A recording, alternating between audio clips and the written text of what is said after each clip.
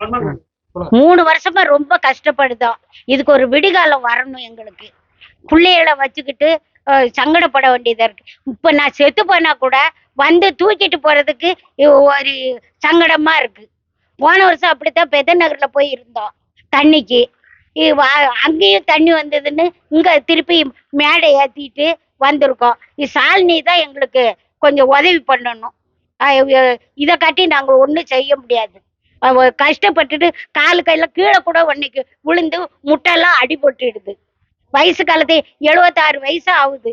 நான் இந்த தண்ணிக்குள்ள போயிட்டு வர முடியுமா? பார்த்து செய்யுங்க. கோமதி அண்ணன்காளி ஃபர்ஸ்ட் ஸ்ட்ரீட்லேருந்து பேசுகிறோம். ஈஞ்சம்பாக்கம். இந்த மழை தண்ணி வந்து தேங்கி ரொம்ப நாள் ஆயிடுச்சு.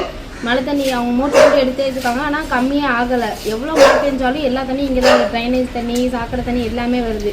நிறைய பேர் சின்ன பையங்க பெரியவங்க எல்லோரும் இருக்காங்க. ஒருத்தவங்க கீழே விழுந்து மண்டையில் தையெல்லாம் போட்டிருக்காங்க. எவ்வளவோ சொல்லிட்டோம், யாரும் வந்து எந்த ஸ்டெப்பும் எடுக்கலை.